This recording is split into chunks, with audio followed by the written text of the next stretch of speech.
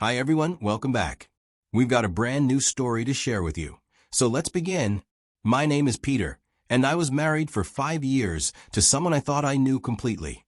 When I came home and saw her standing silent, what she whispered to me changed our lives forever.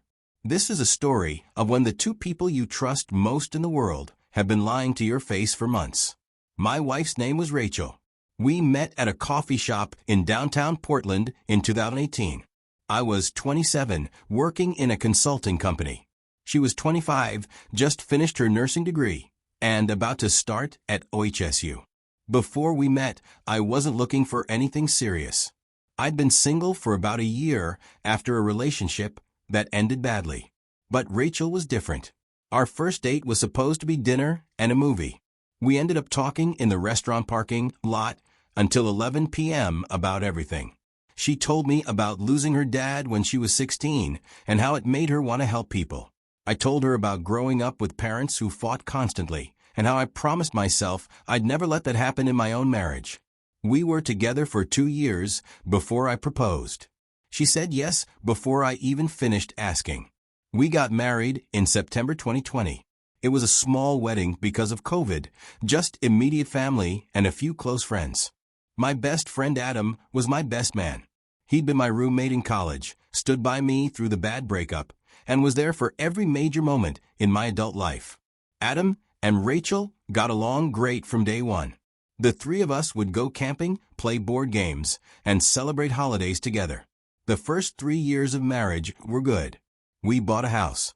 Rachel got promoted to charge nurse in the ICU. I got promoted and recognized for my devotion at work, and eventually became a senior consultant. We had our routines. I'd leave for work around 6:30 a.m. because of traffic, and she'd head to the hospital for her 7 a.m. shift. I'd usually get home around 5:30. She'd be home by 4 unless she picked up overtime. We'd cook dinner together, watch Netflix, and talk about our days. Weekends were for errands, seeing friends, and working on the house. Adam lived about 20 minutes away in SE Portland. He'd come over maybe twice a week, sometimes more if there was a situation he wished to share. I trusted them both completely. That's important for you to understand. This wasn't a marriage where I was checking her phone or wondering where she was. Rachel had never given me a reason to doubt her. Adam had been my best friend for 8 years. Looking back now, I can see things differently. But at the time, everything felt normal. There were small things that didn't register as important until later. After about 4 years of being married, Rachel started working more overtime shifts. The hospital was short-staffed, she said, which was true. I'd heard her complain about it for months. And in all this, while our intimacy suffered. She went from picking up maybe 1 extra shift a week to 2 or 3. She'd come home exhausted, sometimes after midnight. I tried to wait up for her, but I had to be at the office early. She'd say she was fine, just tired, needed to help cover for people who'd quit. Even when she was not working, she didn't create room for us to make out. And when I initiated it, she would turn it down. I got busy too. The company I worked for landed a consulting gig with a big company that had branches all over the country. We were handling reports from years ago to find out loopholes the company is experiencing. Since my wife is always busy, I decided to accept more of this job. I was working 50-hour weeks, trying to cover more ground for the company. But I observed something that I never thought was harmful to my marriage. Rachel would mention that my friend Adam stopped by when I got home from work. He'd stop by to drop something off or check on a project we were working on in the backyard. Back then, I didn't put much thought into it. When I think about it now, the more prominent changes started around Christmas. We'd hosted Adam and a few other friends for New Year's Eve. Rachel made this elaborate dinner and spent all day cooking. Adam brought wine, but I noticed that he complimented her on everything. The food, the decorations, and how nice she looked. At the time, I just thought he was being polite, but I was uncomfortable with that. As time goes on, Rachel would start wearing a different perfume, buy new underwear, join a gym, and start working out twice a week. When I mentioned it, she said she wanted to get in better shape, that seeing COVID patients over the years had made her realize how important health was. Made sense, but our intimate situation didn't get better. Instead, she became more distant, not all at once, but gradually. She started picking small fights about things that never bothered her before. Little domestic things that had never been issues. I thought it was stress from work. The pandemic had been hard on healthcare workers. I tried to be more understanding, more helpful around the house. I thought I was being a supportive husband. But in reality, what I was actually doing was making it easier for her to spend time with my best friend. One Tuesday, I left the house at 6 a.m. Rachel was still asleep. She'd worked a double shift the day before and wasn't scheduled until 3 p.m. I kissed her forehead before I left. She mumbled something and rolled over. The day was normal. I grabbed lunch at a food truck downtown, ate it standing on the sidewalk while checking emails on my phone. Around 2 p.m., I got a text from Rachel saying she hoped I was having a good day and that she loved me. I texted back that I loved her too and would be home by 6. I left the office at 5:15, hit traffic on I-84, and didn't pull into our driveway until almost 6:30.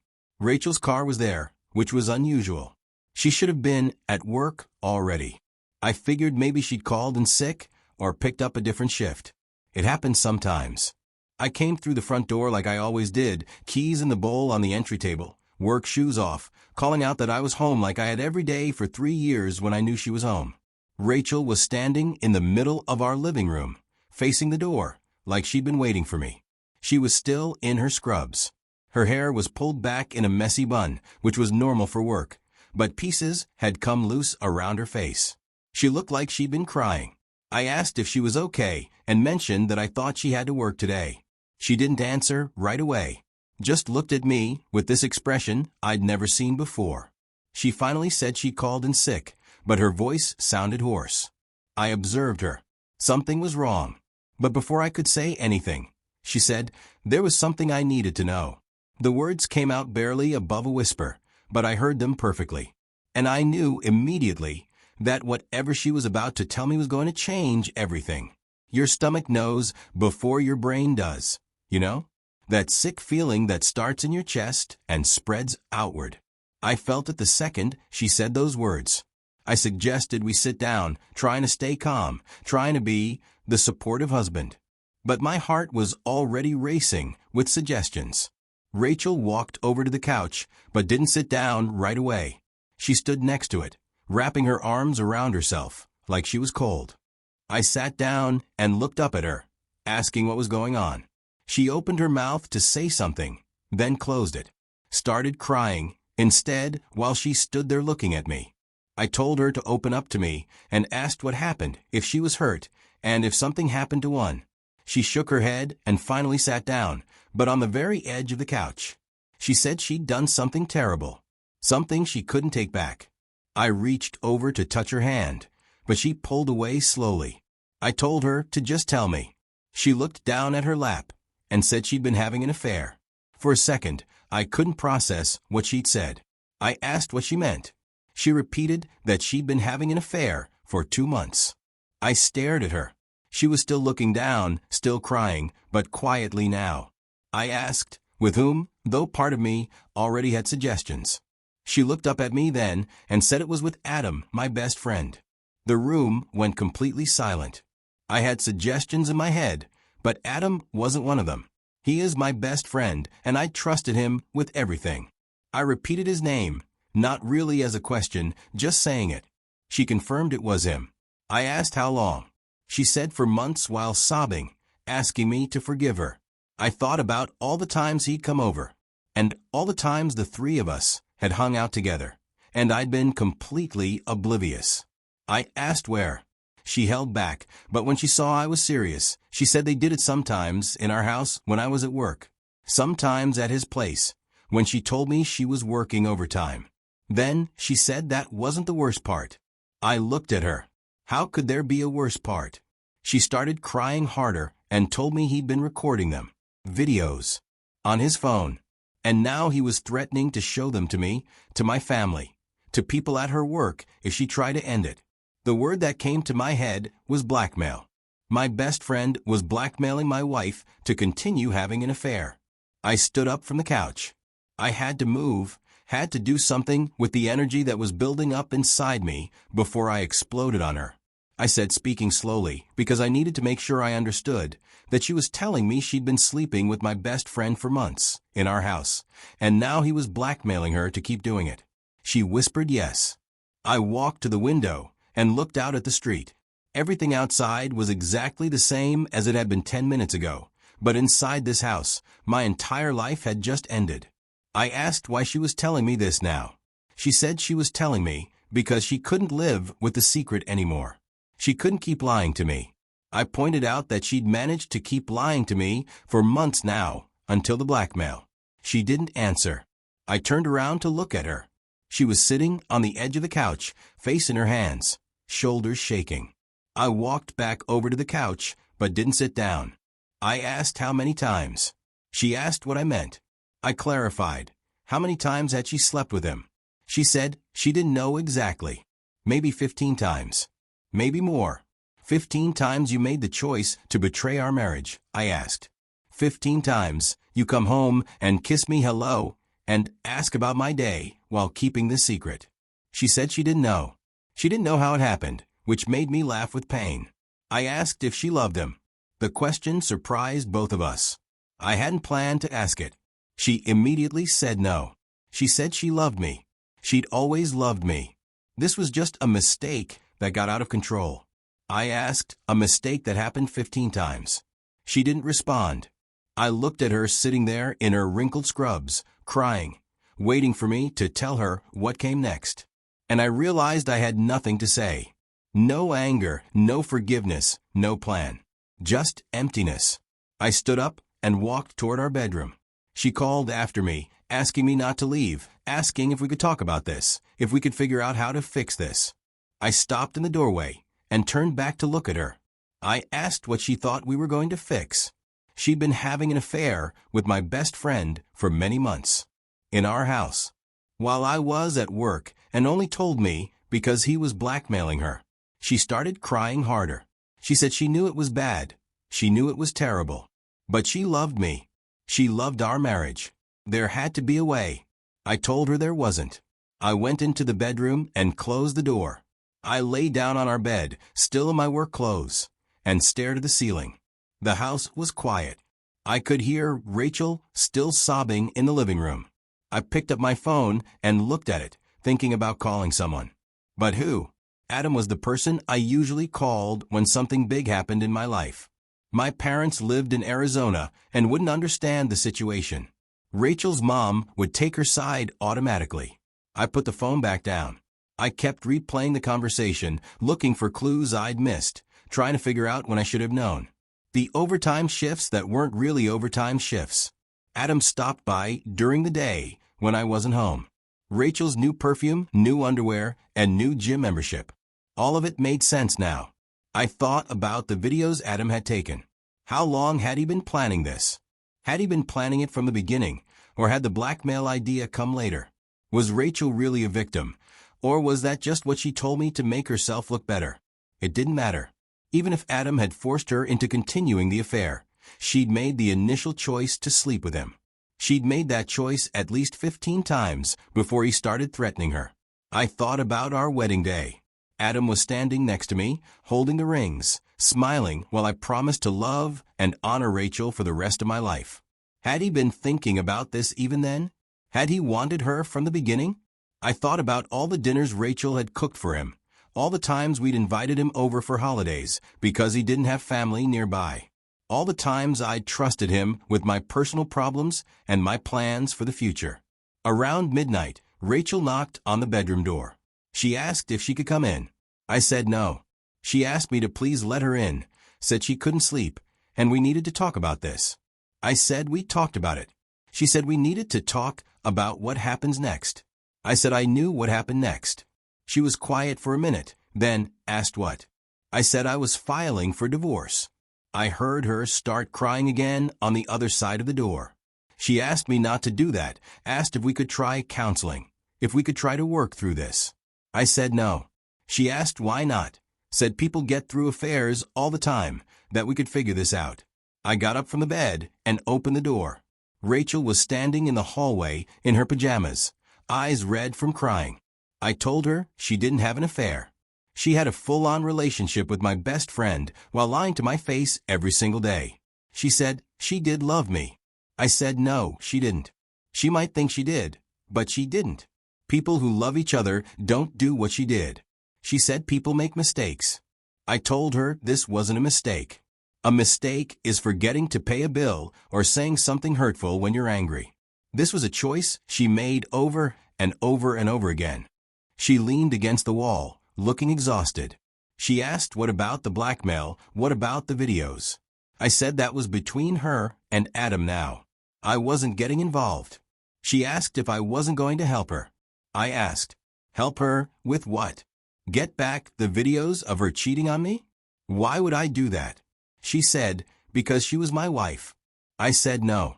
She was my wife. Now she was someone who used to be my wife. I went back into the bedroom and closed the door. I didn't sleep that night. I lay in bed thinking about practical things. How to file for divorce. Whether we'd have to sell the house. How to divide our bank accounts and everything. I thought about Adam and whether I'd ever confront him about what he'd done. I decided I wouldn't. There was nothing he could say that would change anything. No explanation that would make sense of betraying 8 years of friendship. I thought about the videos and whether he'd actually show them to people, or if that was just a threat to control Rachel. I decided I didn't care. Let him show them. Let everyone know what kind of people they both were. Mostly, I thought about how quiet the house felt. By the time the sun came up, I was sure about what I needed to do. Rachel was asleep on the couch when I got up at 6 a.m. She'd covered herself with the throw blanket from the back of the sofa, still wearing the same pajamas from the night before. I made coffee quietly, trying not to wake her up. I didn't want to have another conversation about trying to save our marriage. There was nothing left to save. I called my supervisor and told him I'd be late, that I had a family emergency. He said to take the day if I needed it. Then I called the divorce attorney. I'd found his name online at 5 a.m. while Rachel was sleeping. He's a family law specialist with good reviews and an office in downtown Portland. His receptionist said he could see me that afternoon at 2 p.m. Rachel woke up while I was getting dressed for work. She asked if I was going to work. I said I was going to meet with a lawyer first. Then, yes. She asked if we could please talk about this more before I did anything permanent. I looked at her. Her eyes were puffy from crying. I asked what she wanted to talk about. She said she wanted to explain how this happened. She wanted to tell me why she made the choices she made. I told her to explain it. She seemed surprised that I'd agreed. She said when I was working so much earlier in the year, she was lonely. Adam started coming around more just to check on her, he said, to make sure she was okay while I was working so much. I immediately told her that I began working more because she was working more shifts and hardly had my time. I asked her how she would feel if I were the one with another woman when she gave me excuses about working late. She was quiet. As I was about to walk away, she said it wasn't that simple. That she planned to tell me after the first time. But then she thought about how much it would hurt me, how it might end our marriage. And she convinced herself it was just a one-time thing, that it would never happen again. I said, but it did happen again. She said yes. She told him she wanted to stop, that she felt too guilty to continue. That's when he told her about the videos. I asked if these were videos he'd been taking without her knowledge. She was quiet for a moment, then said some of them she knew about. Some she didn't. I asked which ones she knew about. She said the first time. He asked if he could record them. He said it was just for him, that he'd never show anyone. She said yes because she thought it was just between them. I said either way, she continued sleeping with him. She said that because he was threatening to destroy both of our lives. I said her life was already destroyed. She just didn't want me to know about it. She started crying again and said she knew how this looked. She knew I thought she was a terrible person. I said I thought she made terrible choices. I didn't know if that made her a terrible person, but it made her someone I couldn't be married to. I stood up and grabbed my wallet and keys from the dresser. She asked where I was going. I said to meet with a lawyer, then to work. She asked when I'd be home. I said I didn't know. Maybe not tonight. She asked where I'd stay. I said I'd figure it out. I walked toward the bedroom door, then turned back to look at her. I told her I needed her to understand something. This wasn't about the blackmail. This wasn't about Adam threatening her. This was about her choosing to have an affair and only telling me because she couldn't handle the secret anymore. This was about her lying to me every single day while sleeping with my best friend. She said she knew. I asked if she did because she kept talking about the blackmail like that's what ruined our marriage. The blackmail didn't ruin our marriage. Her affair ruined our marriage. She nodded, still crying. I told her I loved her. I would have done anything for her. I worked 60-hour weeks to give her the life she wanted. I trusted her completely. And she threw it away for someone who was now using her. She said she knew. She was sorry. She was so sorry. I said I knew she was. But being sorry doesn't fix this. I left for work. The lawyer's office was in a high-rise downtown. He asked me to tell him what was going on. I told him everything. The affair, the blackmail, my decision to end the marriage. He took notes on a legal pad, asking questions about our assets, our timeline, and whether we had children. He asked if we'd been married 5 years. I confirmed we had. He asked about a prenup. I said no. He asked about joint bank accounts. I said yes. He asked if we owned a house together. I said we did. We bought it 3 years ago. Both our names were on the mortgage and the deed. He asked about other significant assets. Retirement accounts, investments. I said we had 401k accounts through our jobs. Mine was bigger. A savings account with thousands in it. 2 cars, both paid off. He made more notes. He asked if I'd talked to my wife about divorce yet. I said I told her last night that I was filing. She wanted to try counseling. He asked if I was interested in that. I said no. He asked why, saying that sometimes in cases involving infidelity, couples are able to work through the issues with professional help. I thought about how to answer that. I finally said it wasn't just a one-time mistake. It was an affair with my best friend in my house while I was at work. She only told me because he was blackmailing her to continue it. I didn't see how counseling fixes that level of betrayal. He nodded understandingly and asked what kind of divorce I was looking for. Collaborative, mediation, or litigation. I asked what the difference was. He explained that collaborative means my wife and I would work together with lawyers to reach an agreement outside of court. Mediation involved a neutral third party helping us negotiate. Litigation means we go to court and let a judge decide how to divide our assets and debts. I asked which was fastest. He said collaborative or mediation, if both parties were willing to cooperate. Litigation could take months or even years. I asked what if she didn't want to cooperate. He said, then we go to court. But most people prefer to avoid that if possible. It's expensive and emotionally draining. I told him I wanted to try the collaborative approach first, but to be prepared for litigation if Rachel wouldn't agree to reasonable terms. He asked what I considered reasonable. I said I wanted out of the marriage as quickly as possible. I was willing to take my share. I didn't want alimony, and I didn't want to pay alimony. I just wanted to be divorced. He said that sounded reasonable to him and asked about the blackmail situation with my friend.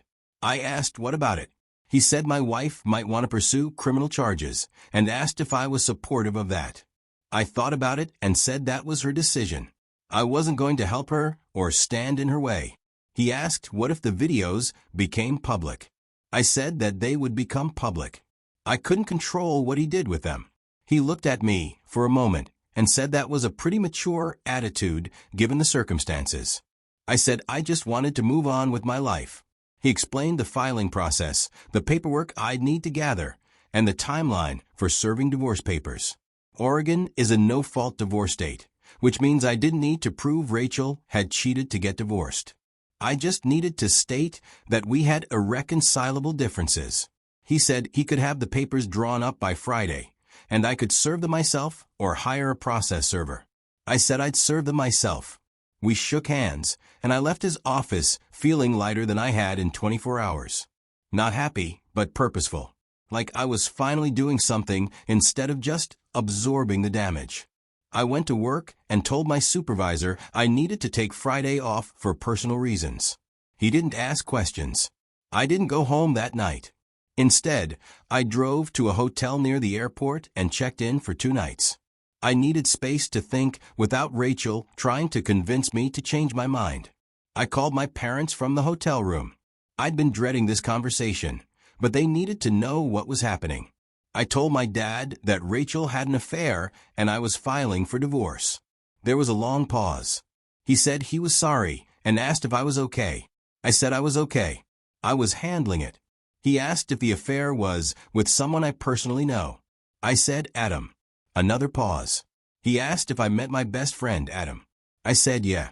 I could hear him talking to my mom in the background, filling her in. Then my mom got on the phone.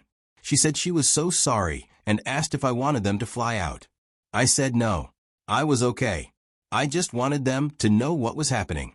She asked if I talked to anyone, a counselor or therapist. I said I was talking to a lawyer. I didn't need a counselor.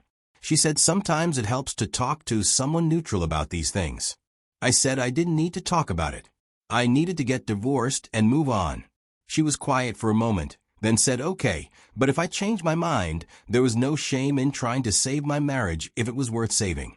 I said it wasn't worth saving. After I hung up, I ordered room service and tried to watch TV, but I couldn't focus on anything. I kept thinking about things. Where I'd live after the divorce. Whether I'd stay in Portland or move somewhere else.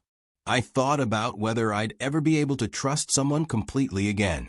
Whether this would make me paranoid in future relationships. Whether I'd always be looking for signs of betrayal. I thought about Adam and what kind of person does this to their best friend. I'd known him for 8 years. We'd been roommates, traveled together, celebrated each other's successes, and supported each other through failures.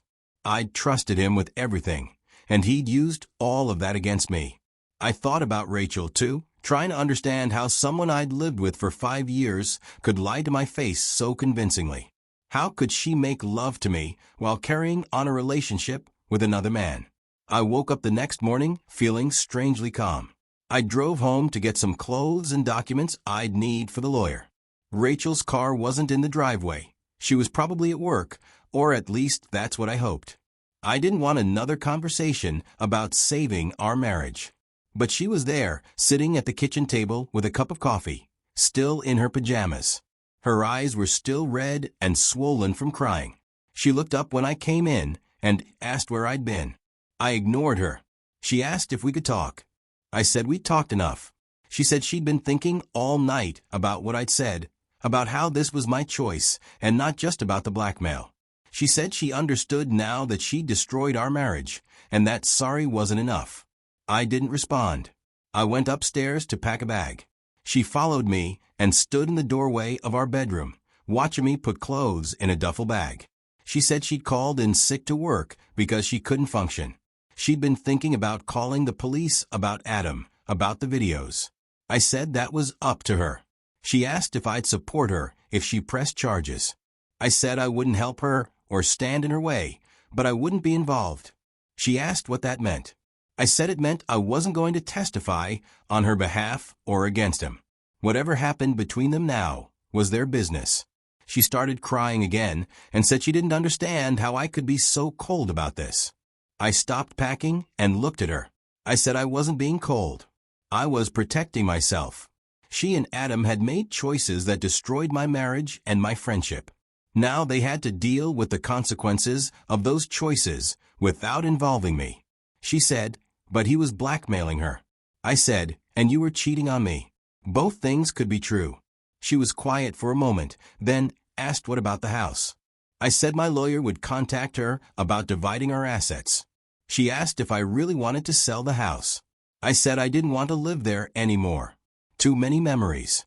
She said she couldn't afford the mortgage payments on her own. I said that wasn't my problem anymore. I finished packing and walked past her toward the stairs. She asked when I'd be back. I said I wouldn't. I'd send movers for my stuff. She followed me downstairs and asked where I'd live. I said I'd figured out. At the front door, she grabbed my arm and asked if there was really no way to fix this. If 5 years of marriage meant nothing. I looked at her hand on my arm, then at her face. For a second, I saw the woman I'd fallen in love with. The woman I'd proposed to on that hiking trail. The woman I'd promised to love and honor. But then I remembered her sitting on our couch 2 days ago, telling me about her affair with my best friend. How she'd only told me because she couldn't handle the secret anymore, not because she wanted to make things right. I said 5 years of marriage meant everything to me. That's why this hurt so much. I left. On Friday, I picked up the divorce papers from the lawyer's office. They were straightforward. A petition for dissolution of marriage citing irreconcilable differences. No mention of adultery or blackmail, just legal language about two people who couldn't make their marriage work. I drove to Rachel's hospital to serve them. I could have hired someone else to do it, but I wanted to handle it myself. The charge nurse at the front desk said Rachel was on her break. I found her in the cafeteria, sitting alone at a table by the window, picking at a salad. I sat down across from her and slid the envelope across the table. She looked at it, but didn't pick it up. She asked if those were divorce papers. I said they were. She asked if I'd really thought about this, if I was sure this was what I wanted. I said I'd never been more sure of anything. She picked up the envelope and held it in her hands without opening it. She said she'd talked to a lawyer, too. Then she started crying again and said she wished she could take it all back. I stood to leave when she asked what I was going to do next. I said I was going to start over, find a new place to live, focus on work, maybe travel somewhere I'd never been. She asked if I thought I'd ever forgive her. I said I didn't know. Maybe someday. But forgiveness didn't mean we could be married again. She nodded and opened the envelope. She looked at the papers for a long time without saying anything. Finally, she said she'd sign them. I said my lawyer would be in touch about the details. I turned to leave. She asked if she could hug me goodbye. I hesitated, then said okay. She stood up and put her arms around me. She whispered that she was sorry and that she'd always love me. Then I left. I never saw Adam. I never confronted him or asked him why he'd done what he did.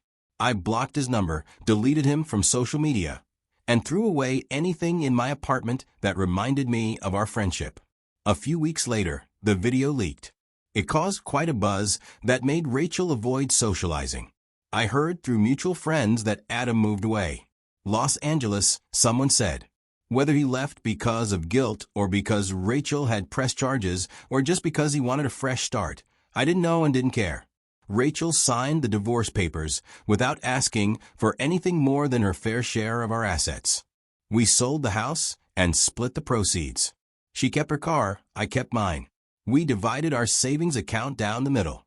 The whole process took 4 months. 5 years after our wedding, we were officially divorced. She decided to move away and cut off most of the people we knew. Although she tried to keep up communication with me, I wasn't interested in having anything to do with her. I didn't know how her case with Adam was finally handled because that wasn't my problem anymore, but I knew it dragged on in court, with Adam claiming he never leaked it. I found an apartment in Northwest Portland, close enough to work that I could bike there in good weather. It was smaller than the house Rachel and I had shared. No memories, no associations, just empty space I could fill with whatever came next.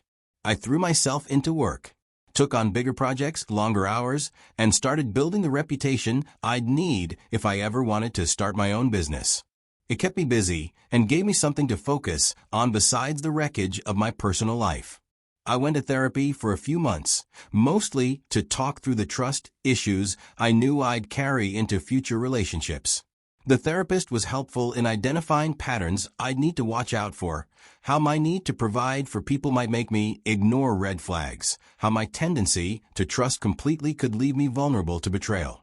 But mostly, I just focused on rebuilding my life as a single person. I dated a little, nothing serious. I was honest with women about what I'd been through, which seemed to either scare them away or make them want to fix me. Neither response was particularly helpful. I'm more careful now about who I let into my life. I pay attention to inconsistencies in people's stories. I trust, but I verify. Some people might call that cynical. I call it realistic. I still believe in love. I still want to find someone to share my life with.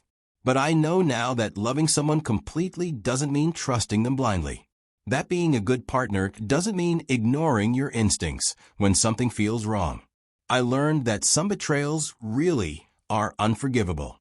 Not because the person who betrayed you is evil, but because the foundation of trust is so completely destroyed that there's nothing left to rebuild on. But understanding why someone betrayed you doesn't mean you have to forgive them. And forgiving someone doesn't mean you have to stay married to them. The divorce was the right choice. Not because I wanted to punish Rachel, but because I needed to protect myself. I needed to choose self-respect over trying to save a marriage that had been built on lies for months. Sometimes, the most loving thing you can do for yourself is walk away from people who have proven they can't be trusted with your heart. It's been a while since that Tuesday evening when Rachel told me about the affair. I still think about it, sometimes as a lesson in the importance of choosing people who share your values. People who, when faced with loneliness or temptation or stress, make choices that protect their relationships rather than destroy them. If you're going through something similar, if someone you trusted has betrayed you in a way that feels unforgivable, know that it's okay to walk away. It's okay to choose yourself. It's okay to decide that some lines, once crossed, mark the end of a relationship. You don't owe anyone a second chance at destroying your peace of mind. You don't have to forgive someone just because they're sorry. You don't have to stay married to someone just because you promise to love them forever if they've proven they don't understand what love actually means. Trust your instincts. Protect your heart. Choose people who choose you back, consistently and without conditions. And remember that endings, even painful ones, can also be beginnings.